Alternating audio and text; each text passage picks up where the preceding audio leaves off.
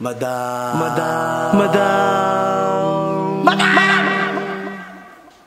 Ivan.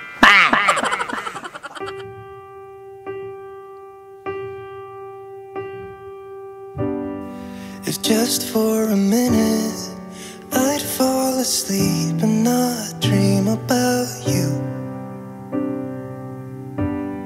I hate to admit it, I'm out of ideas, I don't know what to do. Most of the times I think I'll make it through, but all that it takes is one image of you and it shivers. Nobody knows the way it shivers. Nobody knows.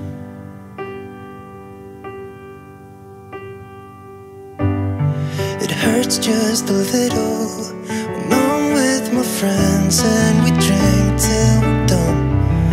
Yeah. So I can't remember how it would feel to wake up in that bed right beside you. All of the memories I try to erase just comes back when I'm sober and I see that face and it shivers.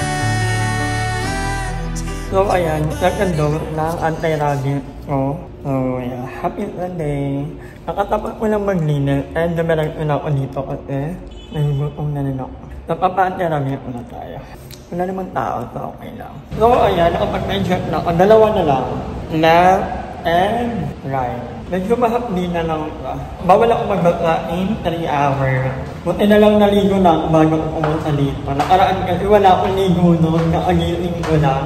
Punta muna tayo ng Watermark kasi may bibilhin ako. Kailangan ko na lagayan ng tubig ko. Kasi yung lagayan ko ng tubig, nabasag. Gusto ko may alila ko na ganyan. Parang tungga-tungga lang. Kasi nakapagod pag dami kong paghugating pa. So, bibili tayo ng water bottle dito sa DIY. Actually, binili na ako ni Mother dati. Binigyan niya na ako. Or, kinarbor ko yung isa niya. Mahal pala ito. 250 pala ito. So, iniisip ko kung yung 1.5 liter or yung 2 liter na. Iniisip ko kung ito yung bibilhin ko. Hindi ko ito matutong. Kailangan pagtutungan ko. Ganito lang. Hindi kagaya nito. Pwede ito. Or pwede naman ito din. Kaya marami akong malalagay dito. Gusto ko may ganito kasi gusto ko na monitor yung water intake ko per day. Alam niyo na, high blood, kaya kailangan natin more water. Kaya ito lang bibilhin natin dahil di naman maraming bunganga natin. Ang cute, every Sunday walang paper, so you have to bring your own, kung hindi, ganito mo. Yung mga pinamili ko na ganito lang. Okay lang din naman. Hi kay ate, nakalimutan ko kunin yung pangalan niya, pero nag-picture kami sa phone ko kasi idol daw ako ng anak niya. At nanonood daw ila ng vlog ko. So ayun si ate, hi ate, ay nakalimutan ko pangalan mo. Wala daw kasi yung dalang phone, so sabi kasi niya, sa cellphone ko na lang kami mag-picture. Ito yung mga napamili ko, ito lang naman importante ko eh. Actually kung hindi lang guys, kung hindi lang sakaling tapat, nilakad ko lang ang Watermark. Malapit lang sa amin eh. A few moments later. So ayan, nagpapasok tayo ng aircon. Kuya, ilang ang gano'n kalaki ito? Ito po, kaya rin po ng 1.5. 1.5. Opo, yung dun po, pwede naman din po mag 1 HP na lang dun. Anong ilang ang layo ng nanakmay ng ko? Ito po, halos nasa 30 feet po. Papunta po 30 feet? Opo. So 10 feet lang ang... libre po ang 10 feet. Bali, magka-exist po kayo ng... 20. Opo. Per feet, magkano yun? Bali, ang per feet po ay 350 pesos. So, 3.5 po, plus 3.5, magkakaroon po kayo ng additional na 7,000. Tapos, yung breaker pa po, yung power supply po, dapat po meron po dito power supply. Mag-ano po kayo? Pwede naman po kami ang gagawa or meron po kayo electrician, kung meron po kayong electrician na gagawa. Bali kukuha po dun sa main panel nyo sa baba, papunta po sa outer unit. Magkano naman yun? Bali per meter naman po yun. Bali 350 pesos po per meter. Hindi pala pwedeng iitang aircon lang. Hindi po. Kasi may nagtasuggest na itang aircon na lang galing dito, tapos parang exhaust na lang. Pwede po kung galing po dito, tapos ano na lang po kayo doon, mag-exhaust po. Dito po manggagaling ang unit natin. Galing po yun. Pero hindi hindi po ganun kalamig ang mangyayari. Okay doon. lang. Pero kahit pa paano po, mabawasan yung Kasi meron kong abang kuya eh. Dito na lang po manggagaling. Bali medyo maliit lang naman kasi. Bawal kasi talaga ako yatang mag-ano eh. Oo, hindi po pwede dito kasi baka po magtaas. Baka yan magtaas nila ng ano. Pero siguro nung pumatagal pa po, yung mga ilang years pa po siguro yun. Pag window type, magkano yung window type niya? Kasi yung price din po, kasi wala na po mga non-inverter ngayon eh. Yung inverter niya magkano? Ganon din po. Kung magkano po yung 1.5, ang 1.5 po ng window type ay mayroon pong Midea na brand na sa 25,000. 25. Window type yun. Kailangan ko bang magutot ito or pwedeng ito na yun? Gawa na lang ng paraan. Ito po, tatanggalin po. Tatanggalin lang. Opo. Oo. Pero pwede itong ibalik if ever. Opo, pwede po. Itatabi na lang po. Nakulang itong Tapos ito po, tatakpan na lang po ito ng kaya lang ang problema. Ang problema ka kuya, ayaw ko kasi makayutorbo yung ano, yung sa tubig. Ano kaya pwedeng maging paraan? May maaanuhan ba ng tubig kan? Ito po, papuntahin po natin yung tubig ko. Wala namang mainit na. Wala naman po, wala. Hindi naman po nasa kanila yan eh. Ito po. Pwede. Opo. Yung inaano ko, kasi ayaw ko makayutorbo ng tao. Baka makaabala ako. Pero pwede naman, siguro. Pwede po. Ano lang naman po yun, tulo dito. Ang ayaw kong irain ang bintana kasi mahal ang bintanang yan. So if ever, lalagyan na lang ng abang, tapos yung tulo doon. Window type yun. Opo. Ito kuya, ang kabila, pwede kayang window type na lang din doon kasi may abang na yun eh. Pwede din naman po. Mga 25K ay Midea na yun kuya. Opo. Hindi naman madali matira yun. Hindi naman po. Eh, nasa inyo po kung gusto nyo mag-Panasonic, pwede rin naman po. Magkano pa na on eh? 1.5 din po ba? Oo. Nasa 32 po yun. Kaya to nito. Opo, kaya po to. ito. Okay. Ito kuya kasi may abang na kasi. So parang Yan na po pala, may supply na rin po ng kuryente. ayan, ito na yan. Pwede po eh, dyan sa window type dyan. 1.5 no? Ang Panasonic po magkano? Ganun po, 32. 32. Ang Midea, Nasa 25 po yun. 25. Paano guys? Midea or Panasonic? Actually, maganda ko yung Panasonic na brand kasi matibay daw talaga. At if ever naman ito kami if ever naman magpapataas na nila, pwede ka matanggalin yung aircon. Pwede ka may patanggalin, magpapataas pa. Mas ano nga po yun.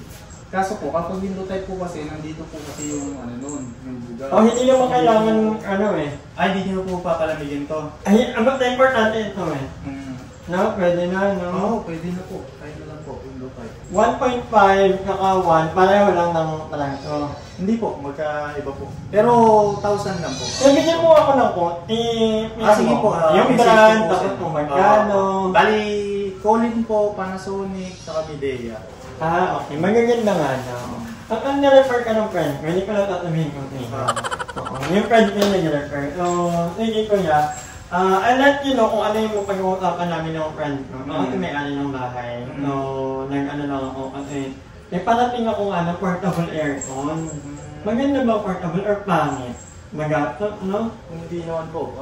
Hindi lang po siya ganun kalamig, kagaya ng talagang standard. Kasi may nakita ko online guys, portable inverter aircon. Ang problema ko, baka kasi yung ako na yun. Yung maintenance, kailangan daw ako pang magtatapos. Ayun pa po ang ano doon na yung maintenance. Tatanggalin ko po yung tubig, kailangan daw naka-elevate. Oo. Medyo na medyo na... Trabaho po yun para sa inyo. Trabaho pala. Sa amin niya pong mga nag-cleaning din ay medyo matrabaho rin po. By the way po pala, ang cleaning ng ng portable, magkano? Ay, ng portable, ng 700 po. 700. po. Ang Split type po ay 1,500 po yun. 1.5. Ano ko yan? JR no? Opo, JR. Alam niyo, no? Tayo ko na lang maningin ka ako kasi hindi naman ako maningin sa iba. Sige po. Kasi sabi ng friend ko, maganda nga no? Kasi tayo yung ilanong kayo tol. Sa amin po yung nakabit. Alam niyo na within tomorrow or kung pupunta ko lang namin. Sige po. Kaya nagpapunta ko ng aircon na inverter, tapos merong flip type, window type. Originally, nakaplan na talaga ako na mag-portable aircon. May nakita na ako online. 9,000 pesos. Actually, na-order ko na ka. So, 18 to 22 ang dating. So, nabasa ko yung mga comment nyo na hindi maganda yung portable aircon. So, medyo nagkaroon ako ng sorry. na kaya kay Ma'am Maria. Pero yun na nga, kasi syempre mahirap naman, sayang din ang 9,000. So, I think kukontakin ko na lang yung seller. So, bibigyan ko na lang sila ng something in return para naman hindi matayang yung effort nila. Pero, yun nga, nabato ko yung mga comment na yung nakabili daw sila ng inverter, portable inverter aircon. In the end, hindi nila nagamit kasi nga, masyadong malaki ang nadagdag na konsumo ng kuryente nila. Actually, yung una, nagbabasa kasi ako sa Shopee, sa Lazada. Maganda yung mga review, hindi ko alam kung bakit.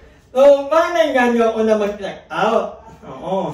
Tapos, nung kaninang umaga, wala kasi akong ginagawa. Ang ginawa ko, nagbasa ako, napunta ako sa TikTok. Ano sa TikTok, napakarami rin ng comment na hindi daw maganda yung ganun. Kasi, kailangan pala elevated data, tapos tatanggalin mo yung tubig, mano-mano, medyo maano pala ka, matabaho pala ka. Siguro hindi ko na lang talaga ito tuloy yung portable aircon. Lalo na ako kasi heavy user ako ng aircon. Minimum ko of 10 hours per day. Diba? So baka mahelo na lang tayo sa bill natin. Biglang lumaki yung bill natin. So I think, yeah. Hindi naman siguro magagalit ni Lord kung ika-cancel natin kasi yung long-term iniisip ko yung kuryente, tapos yung hassle. Kasi dito ka nakalagay, akala ko pwede lang sa baba, hindi pala pwede kasi hindi lalamig ng maayo, kailangan daw nakaangat. Nakaangat hanggang dito, so hahanap pa ako ng lalagyan yan. Kailangan i-stable yung lagayan nun. So yeah, I'm so sorry. May mga details talaga tayo sa buhay na medyo palpak. Pero ang mahalaga, pwede namang makorek. Pwede pa namang baguhin at ayusin, no? Nung pupunta ako sa kabilang bahay kasi may mga kukunin din ako.